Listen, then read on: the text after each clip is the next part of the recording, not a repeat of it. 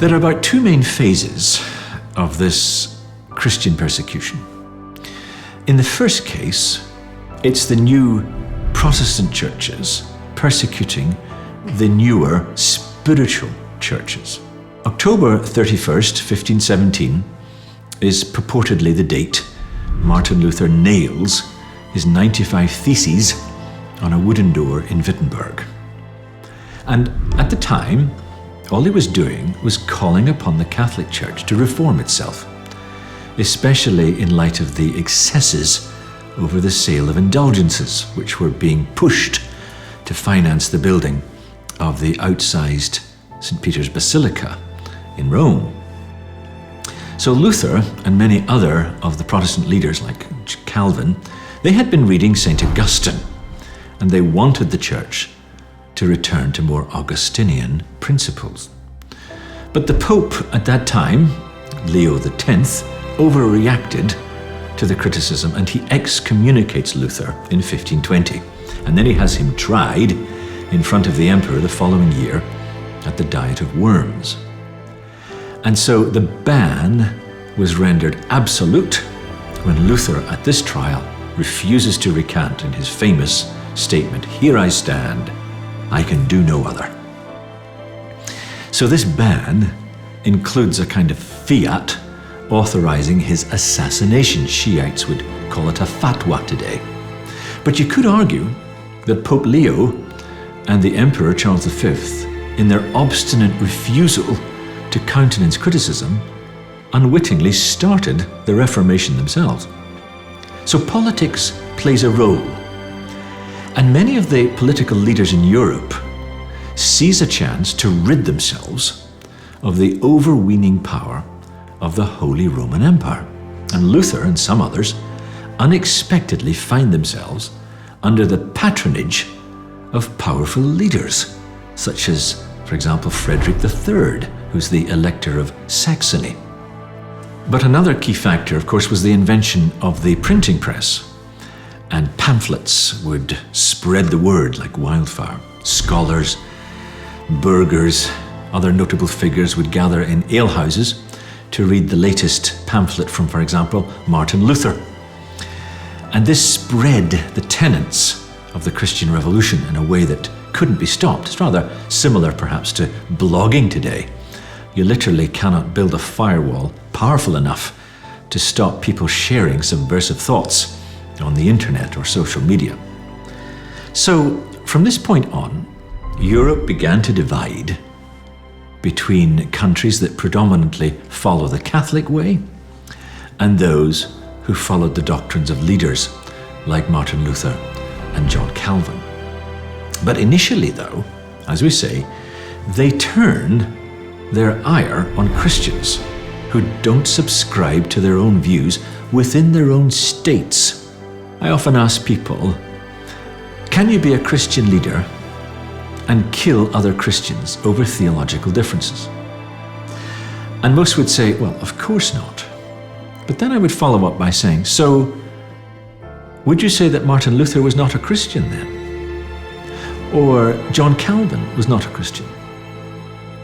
Because these men put other Christians to death. Luther specifically called for the death of Anabaptists because of their different theological understanding of the meaning of baptism. Now, he was asking the state to put them to death. He didn't do it personally, but he's the instigator. And it's quite important to remember his reasoning in his worldview.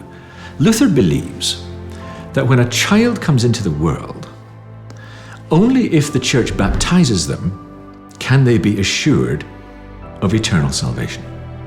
So when a Baptist comes along and says, no, we don't believe in baptizing a child, we believe in believers' baptism only. As far as Luther is concerned, what he hears them say is, we will not allow our children to be eternally saved. Luther believed that the church had to step in and guarantee the child's eternal salvation. If you deprive a child of their baptism, That's got to be a capital offense, because you're taking away their possibility of salvation forever. So he urged on that basis that the state should kill Anabaptists. John Calvin was not quite as bloodthirsty towards his religious enemies as Luther was, but nevertheless he had no qualms with the state carrying out the death penalty for heresy.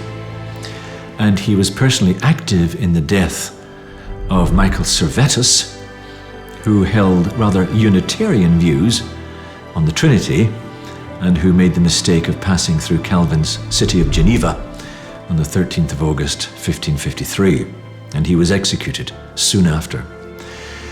So Western Europe descends into a period of religious wars. And of course, it was the time. It occurred to very few people that religious dissent should not be punishable by death. Luther's followers fought those of Zwingli over the meaning of the sacrament. Those belonging to the Radical Reformation got into trouble the most in Protestant lands. As we said, Luther called on the Elector of Saxony to suppress Catholic worship by force. And then matters get even worse in 1542, when Pope Paul III launches a vicious counter-reformation, and that's a new Inquisition, and over 3,000 were killed under torture in the period 1520 to 1565 by this Inquisition drive alone. So the wars of religion broke out and killed tens of thousands. In England, Catholics were killed under the reign of Henry VIII in the 1530s and 1540s, and only for a later Catholic queen to set about burning Protestant leaders from 1553 to 1558. That earned her the nickname Bloody Mary. And then her successor was another Protestant, Elizabeth I, and she persecuted dissenters to such an extent that many Puritans set sail for America in order to escape this persecution. But even when they reached the shores of America, they were hardly models of religious toleration. Presbyterians put Quakers to death, for example. Christian killing Christian seemed to become the norm. There was so much warfare and killing in the name of religion that the only solution was to live in a state of like-minded believers. And this is how we get to the kind of second scenario of persecution in the Christian persecution. And it overlaps, but it's more to do with the warring of states, Catholic states versus Protestant states. You must have only Catholics in a Catholic state. If you're a Protestant in a Catholic state, you better get out and go to a Protestant state, and vice versa. The Peace of Augsburg was signed in 1555 between the Catholic Emperor and the Lutheran princes, and that authorized coexistence in this sense, but it did exclude Calvinism. And the toleration was, you can be a Protestant under a Protestant king, or a Catholic under a Catholic king. But if you want to be a Protestant in a Catholic state, it's not possible. And even in the new America, in these colonies, the same system prevailed.